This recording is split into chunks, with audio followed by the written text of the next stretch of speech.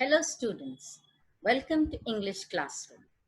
I'm Dr. Suchitra Singh, Assistant Professor of English, VGDC, Vidyanagar. Today we will be dealing with a poem for the first semester, right? And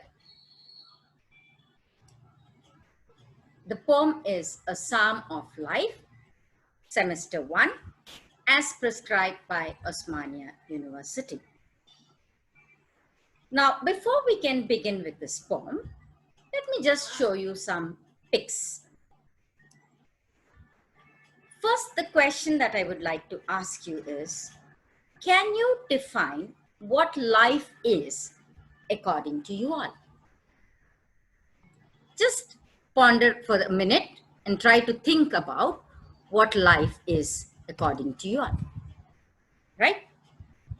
Now, we know that we cannot interact. So I've got some quotations on life. I'll just read out these quotations to you all. This is a quotation by Winston Churchill that says, "The pessimist sees difficulty in every opportunity and the optimist sees the opportunity in every difficulty." What do you understand by this? The pessimist sees difficulty in every opportunity and the optimist sees the opportunity in every difficulty. The difficulty is the same, but how a pessimist looks at that and how an optimist looks at that. There's another beautiful quote that says, "It's not whether you get knocked down, it's whether you get up." So what matters is that it's not that you have failed, but how you learn from your failures and bounce back is more important. Now, here are some more quotes. This is one quote that says, "People who are crazy enough to think they can change the world are the ones who do." So if you want to change the world, you need to be crazy, because people may think because something not everyone has done and you have this crazy idea, right? Then there's another quote that says, "We generate fears while we sit, we overcome them by action." So what does this quote tell us? This quote tells us that an idle man's brain is a devil's workshop where we generate a lot of fear, but if we are in action, then we can overcome that fear. And this quote tells us, do what you can with all you have. So there are about 5 quotes that I have read to you all. What is it that, why did I bring these quotes to you all? What is it that we are trying to learn from these quotes? What we are trying to learn is that we have to be optimistic in our approach in life, right? So this is why these quotes I've brought to tell you is that today our poem is also something like that, which tries to tell us how we need to be optimistic. Now there are 2 more things. To be optimistic, then you need to have a very positive attitude of life. So this beautiful quote that tells that how we can look at life. We can complain because rose bushes have thorns, or rejoice because thorns have roses, right? And see, another way of how you can make your life is a gift, and it offers us the privilege, opportunity, and responsibility to give something back by becoming more. So with these positive quotes and this thing, let us move forward about our poem. So today we are going to do our poem, A Psalm of Life, written by Henry Wadsworth Longfellow. Now, what is our objective? Why do we need to learn this poem? First, as I always tell you, we need to question why we are doing this. We are learning this poem to appreciate the writer's point of view, right? To identify the personalities whom had made positive impact in the world, show understanding of the overall meaning of the poem, share feelings, opinions, and evaluations based on the poem. This will be our outcome. To encourage people to live life to the fullest, right? So with this objectives, we will move ahead. So today we're going to do a poem, A Psalm of Life, written by Henry Wadsworth Longfellow. Now, before we can go to the poem, let us know something about the author. Henry Wadsworth Longfellow was born in 1807 and he died in 1882. And he was one of America's best loved poets, of the most popular of his times. He was a Harvard scholar, versed in several European languages. He was heavily influenced by Romanticism and made a name as a poet and novelist with works like Hyperion, Evangeline. He wrote poems on slavery and the songs of Hevatha. He was also known for his translation of Dante's The Divine Comedy. His lyric poetry is reminiscent of English Romantic poetry and other traditional European styles, and often presents stories of mythology and legend, right? And moreover, Longfellow's best works, such as Voices of the Night, a collection of poems including Hymn to the Night and A Psalm of Life, which we are going to do now, gained him immediate popularity. Now, he was famous because he wrote about a multitude of subjects. Like he wrote slavery in poems on slavery, literature of Europe in an anthology. He wrote the poets and poetry of Europe and American Indians in the song of Hevatha. He is one of the early practitioners of self-marketing. Longfellow expanded his audience, becoming one of the best-selling authors in the world. So he has so much to his profile that he was considered as one of the best poet and writer of 19th century.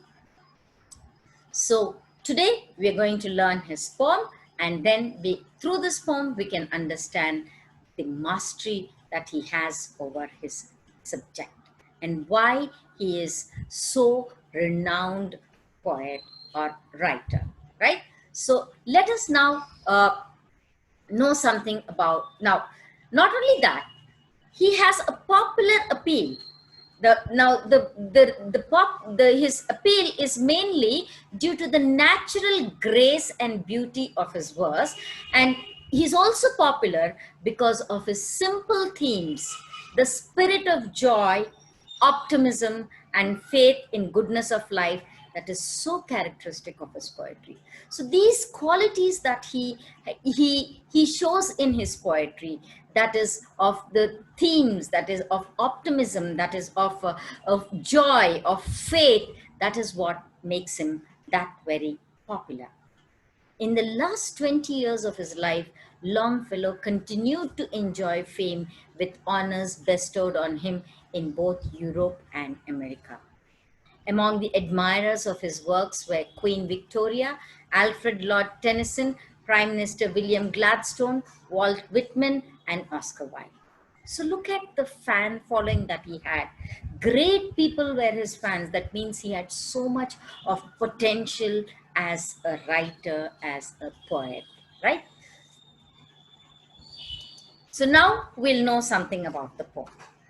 The poem, A Psalm of Life, was first published in literary magazine, The Knickerbocker, in 1839.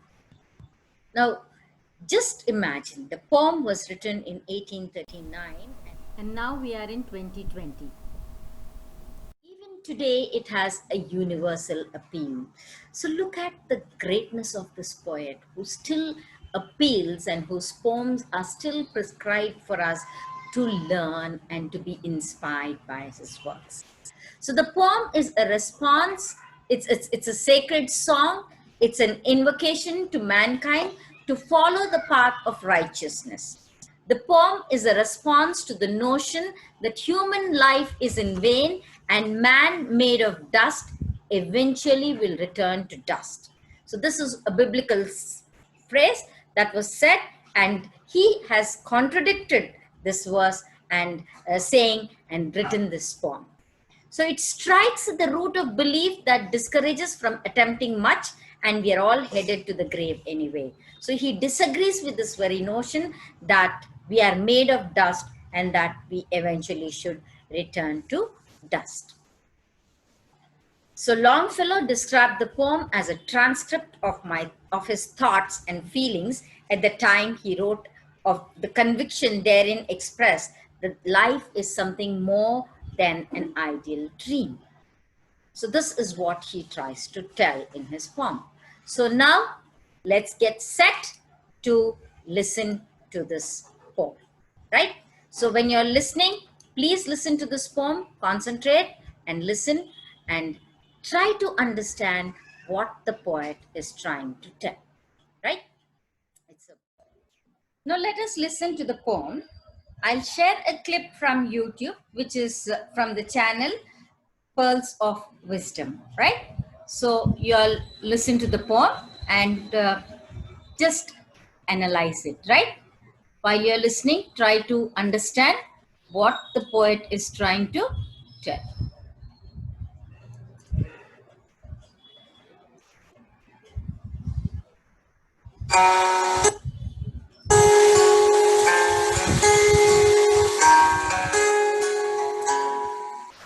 A Psalm of Life by Henry Wadsworth Longfellow.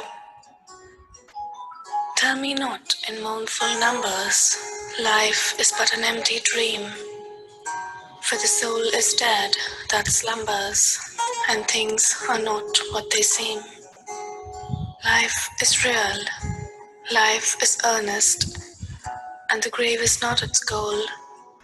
Dust thou art, to dust thou returnest, was not spoken of the soul. Not enjoyment and not sorrow is our destined end or way, but to act that each tomorrow find us farther than today. Art is long and time is fleeting, and our hearts, though stout and brave, still like muffled drums are beating funeral marches to the grave. In the world's broad field of battle, in the bivouac of life, be not dumb driven cattle, be a hero in the strife. Trust no future, however pleasant, let the dead past bury its dead. Act, act in the living present, heart within and God overhead. Lives of great men all remind us we can make our lives sublime, and departing, leave behind us footprints on the sand of time. Footprints that perhaps another, sailing over life's solemn main, a forlorn and shipwrecked brother, seeing, shall take heart again. Let us then be up and doing, with a heart for any fate, still achieving, still pursuing, learn to labor and to wait.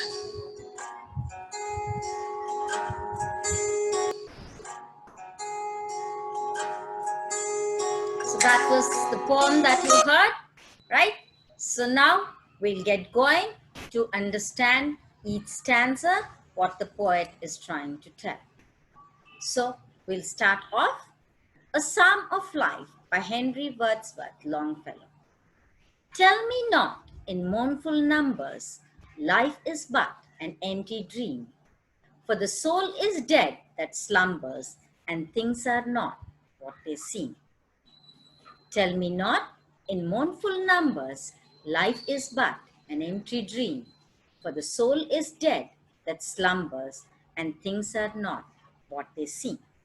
Now, in the poem, the speaker is a young man who responds to the biblical teaching that human life is not important and that we are made of dust and eventually return to dust. A psalm of life. In this poem, the poet sees life from an optimistic outlook. To him, life is full of possibilities as we can achieve higher goals by making full use of our time and by working hard, and of course, by keeping faith in the power and potential of life. He does not have faith in those who hold the pessimistic view of life. So, in the very first stanza, where he says, "Tell me not in mournful numbers, life is but an empty dream," the speaker strikes a positive keynote, right?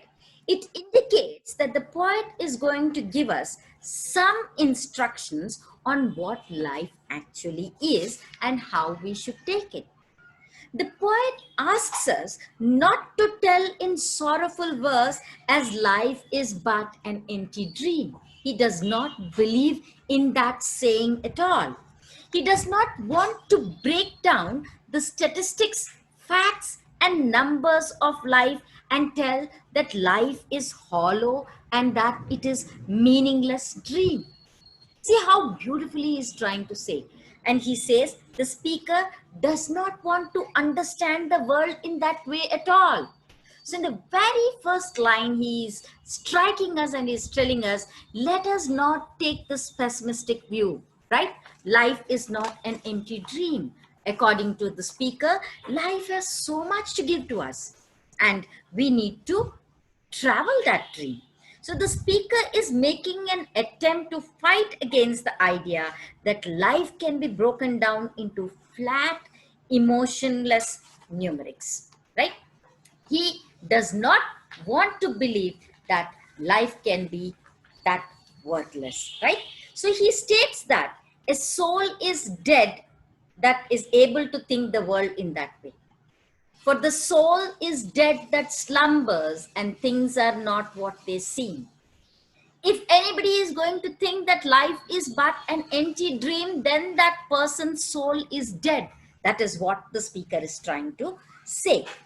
The speaker slams the pessimist. The speaker slams the pessimist, and those who sing melancholy songs or write songs or poems and think that nothing can be achieved in this life, right?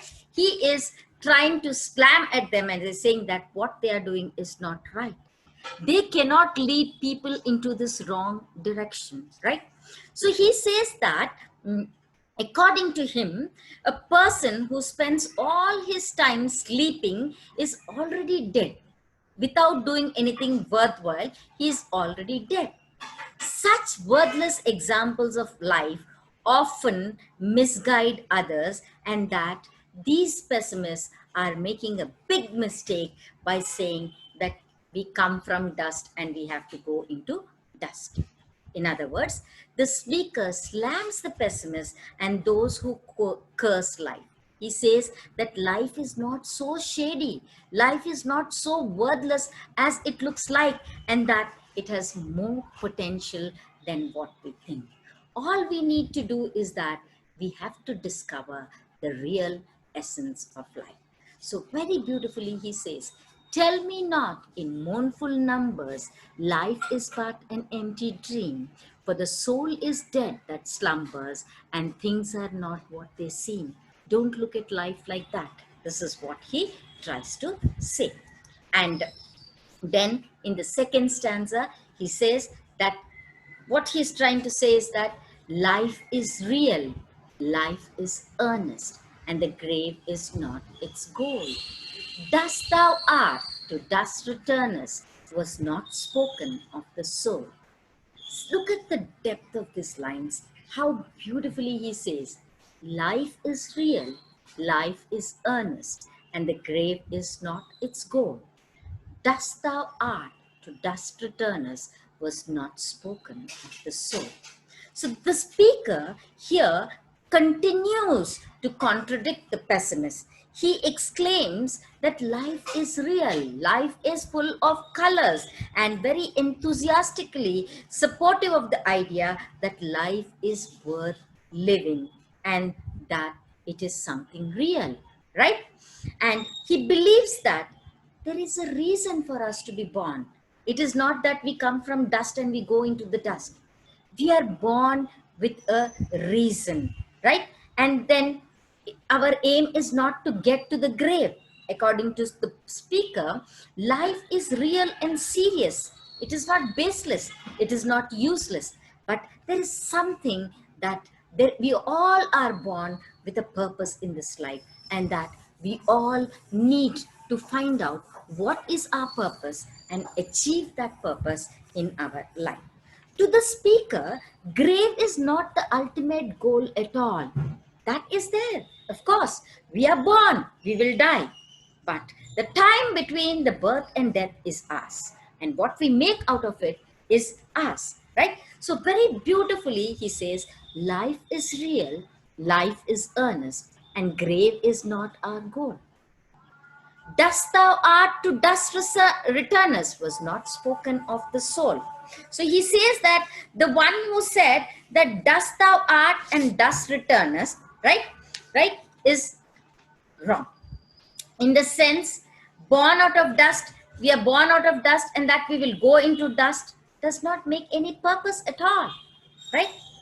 These are the quotes given by those religious people, and he speaks very critically about these religious people who are trying to mislead the common man. For him, such people are without goal and without passion. They have no reason to live their life. The speaker describes the ending of life as belonging solely to the body. He says, yes, we all will die. The body will go, but our soul will remain ever after. Thus, the speaker says that we should not, he says, we should not take life lightly, right? To him, grave is not the ultimate goal. He indicates that our work remains, no matter we may die, but our work remains, right? In this world, even after death, it is what we do, what we make out of our life is what we leave and go. So the poet makes it clear that he believes in the existence of soul after death, and that we should make a mark in this life. So life is real, life is earnest, and grave is not its goal. Dust thou art, to dust returnest, was not spoken of the soul. And in the third stanza, he says, not enjoyment and not sorrow is our destined end or way, but to act that each tomorrow finds us further than today. Very beautifully in this stanza, the poet says that neither enjoyment nor sorrow should be our ultimate aim or our way of life.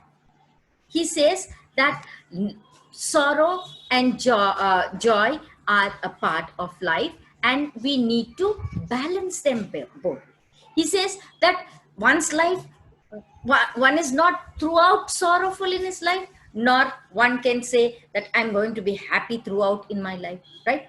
Nothing is that. All that is that we should remember is that life is a mixture of both joy and sorrow, and that we need to know how to balance it. He does not believe or even consider the possibility that life is made only to suffer or only to enjoy. Two things are not completely possible in our life. And what he tries to say is that the emotions, that is joy and sorrow, are a part of our life. But what we need to do is that we need to act in the span of life that we are here. We need to act in such a way that every step will take us one step ahead, right?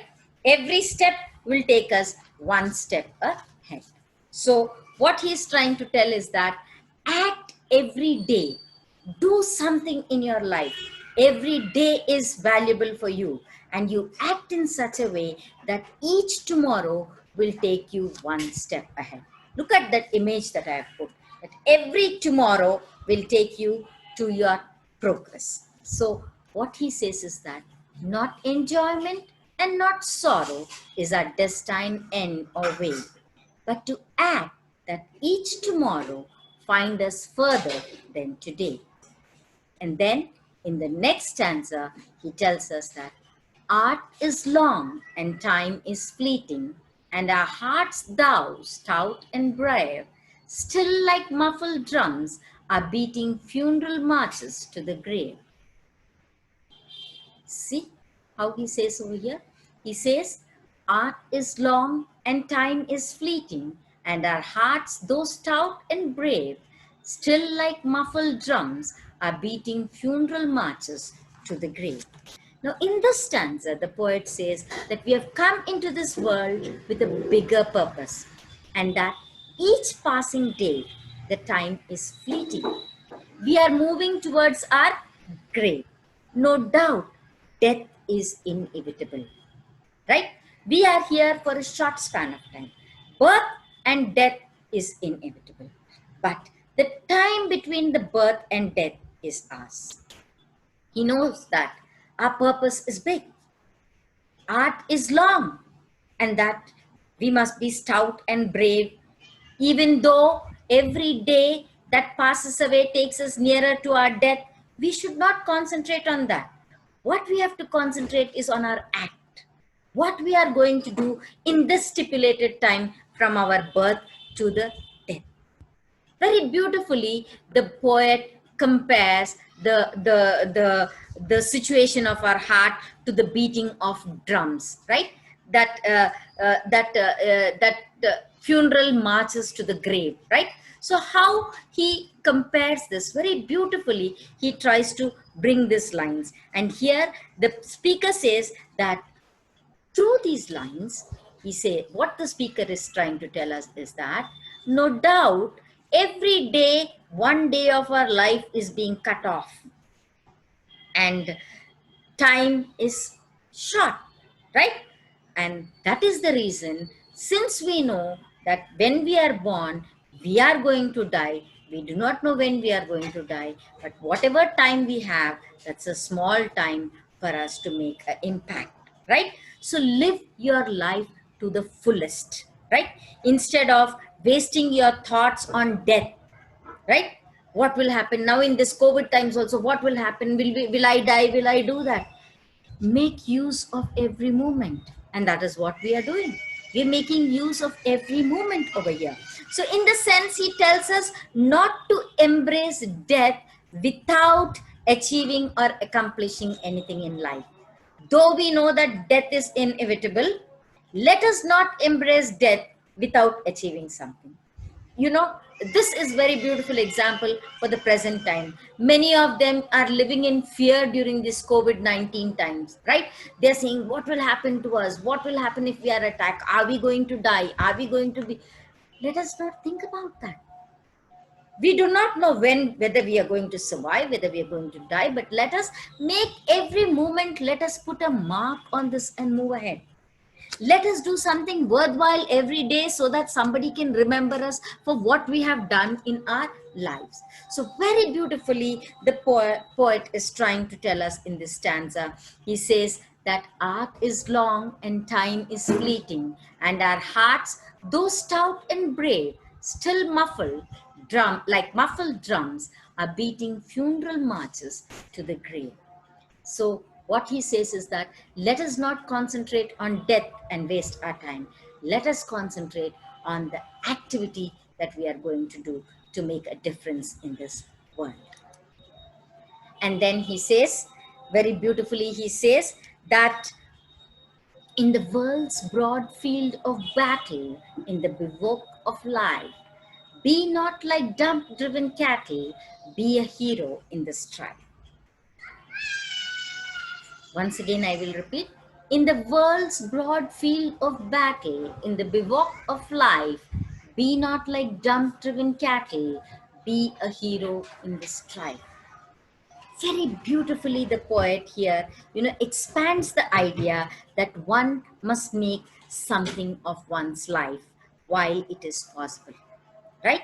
He says that we humans are in the bivouac of life, right?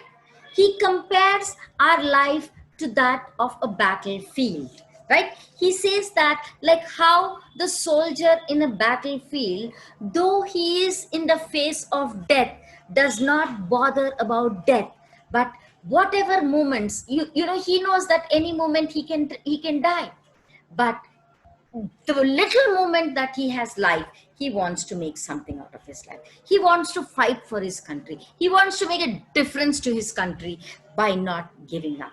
So that is what the poet is trying to tell us, that the world is like that battlefield. Each one of us have some struggle, some battle in our life that we have to fight. So let us fight like a strong soldier who, knowingly that any moment the bullet can hit him and he's off, does not give up. So we also should know to have a purpose in our life. We also should know to lead our life. So he says, be not like dumb driven cattle, not like those animals who they don't have the mind of their own, right? They're dumb and they wait for others to direct them, right? So let us not wait for somebody else to direct our life. Let us not wait for somebody else to determine our life, or let us not get disheartened by somebody else pessimistic saying. Let us make a difference in our life by doing what best we can do. So he says, be a hero in the strife and not a loser.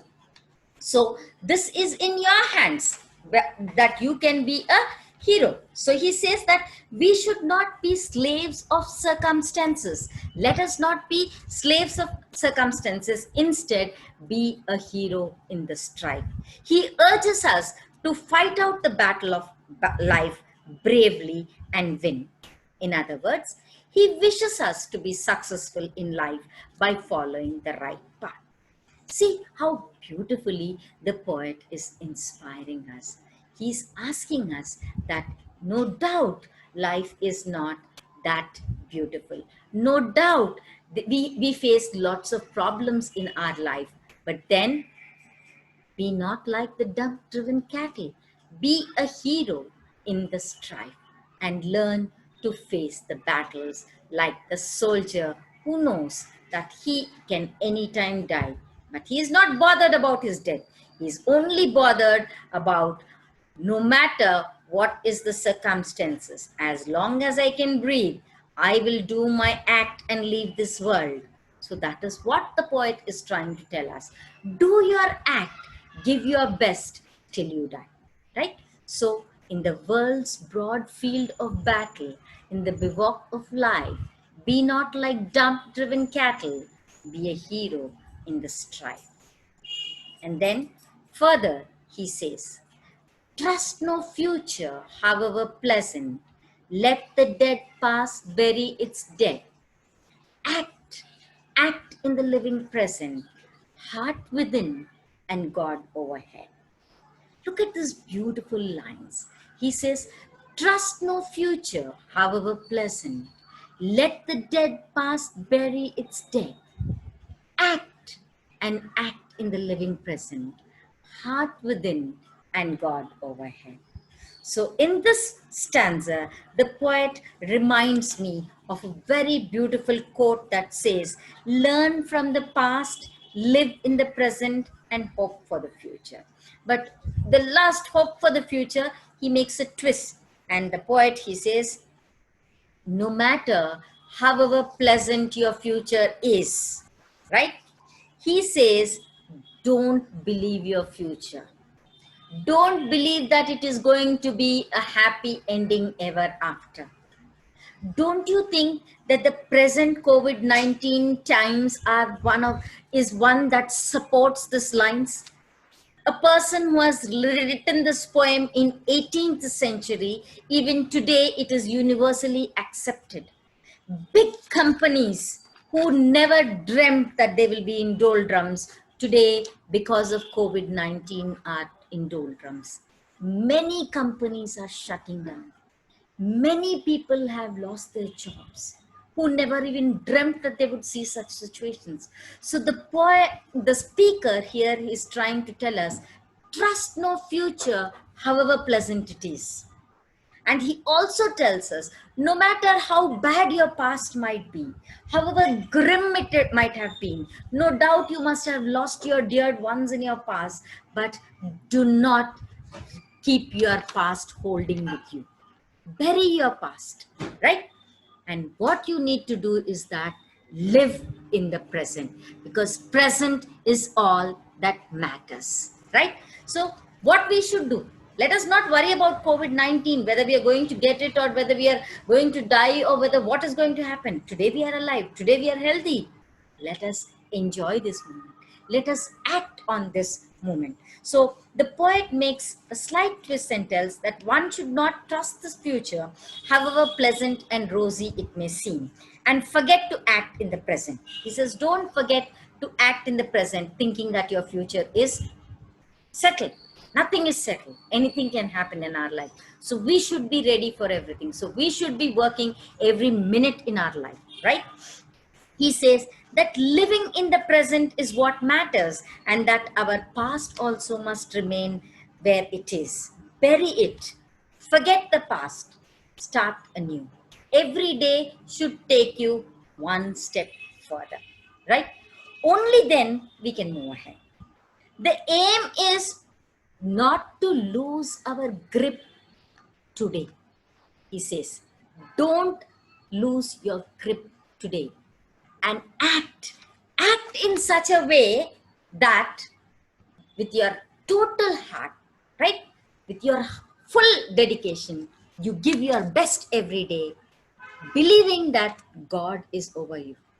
That unflinching faith is what you need to have, right? So with that unflinching faith, you need to go ahead with our life. So he says, trust no future, however pleasant. Let the dead past bury its dead. Act in the living present, heart within and God overhead. So what you need to do is that never ever lose your faith. So very beautifully he says, don't lose your faith.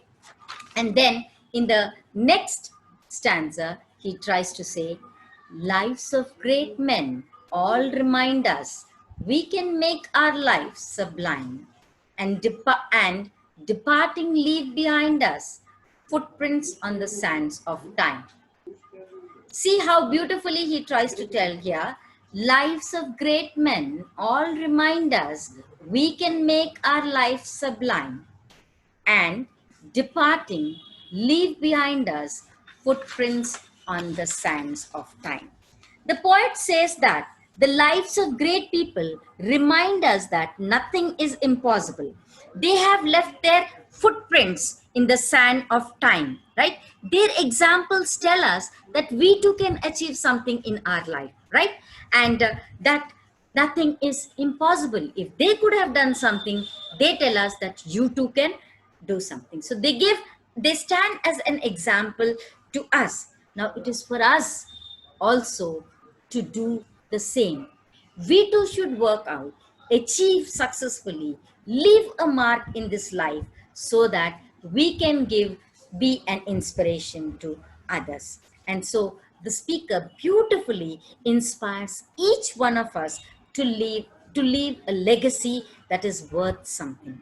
Thus, the speaker says that when we die, we too can leave behind our footprints of noble deeds, so that the other great people can get inspired and follow our way. So he says, lives of great men all remind us we can make our life sublime, and departing leave behind us footprints on the sands of time. So not only those people who are great, whose examples are there that they have left and nothing is impossible to us, no, even we can leave. So he says each one of us should leave a footprint so that the others can follow our example.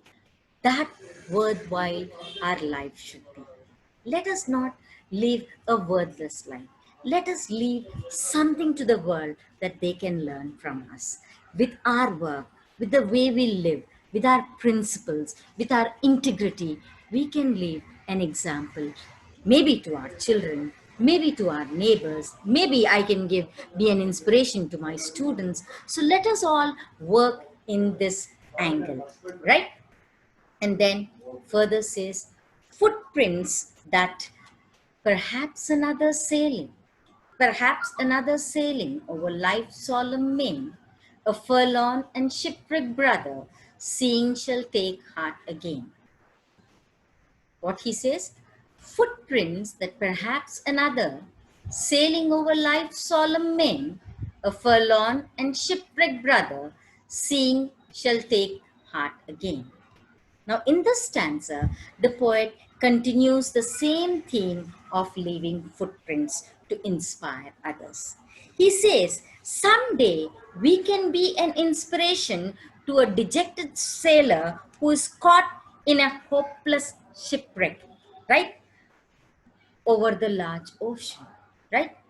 When life seems very gloomy to him, we can be an inspiration. We can instill hope and courage and help him dream to see light even in the dark tunnel. So our examples, the examples that we set by, can give him an inspiration to move forward, to see the light that is beyond the tunnel. So he says, footprints that perhaps another, sailing over life's solemn main, a forlorn and shipwrecked brother, seeing shall take heart again. And next he says, let us then be up and doing with a heart for any fate, still achieving, still pursuing, right? And learn to labor and to wait. Let us then be up doing with a heart for any fate, still achieving, still pursuing, learning to labor and to wait. Now, in the last stanza, the speaker urges us to make similar footprints and make our lives inspiring so that someday our stories will inspire a dejected man in his journey. He says that let us get ready and start working with a heart full of dedication without thinking about our fate. The speaker asks us to begin at once with courage and not to calculate the consequences over the action. He asks us to achieve our aim, to learn to work hard and wait patiently for rewards. He asks us to embrace challenges of life courageously. Now, the speaker here reminds me of Paulo Coelho's a great quotation that says that when you want something, all the universe conspires in helping you to achieve it. So that is what he tells us. So go with a dream, make a mark in this life. So thus, people who act with determination and faith will stand up to the world and learn to labor and wait. For waiting is all worthwhile if our thought is good or if our purpose is good. So going through the poem, we realize how inspiring and motivating this poem is. And what is the takeoff? The takeoff is to spend our priceless moments, not to spend our priceless moments idly, but we must have to work towards reaching our goal and to make the most out of our life.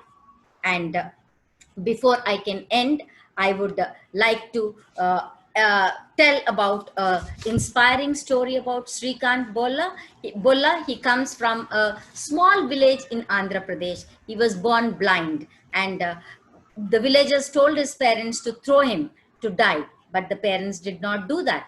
He was sent to school where he was bullied by students, but then he came out with flying colors in his school.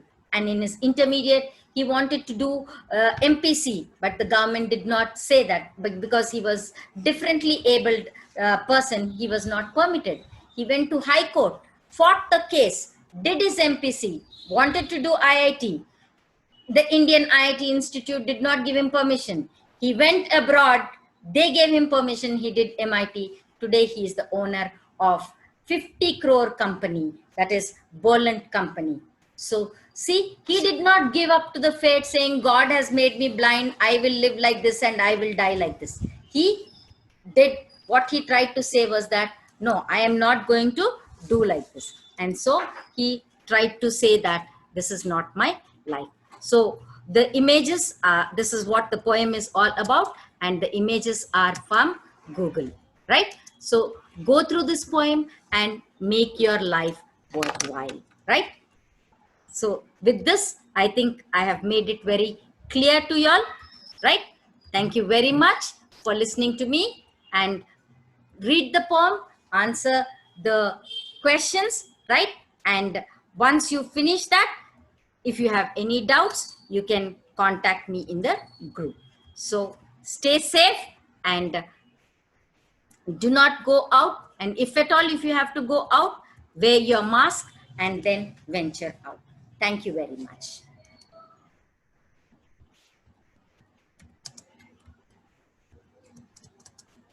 Right?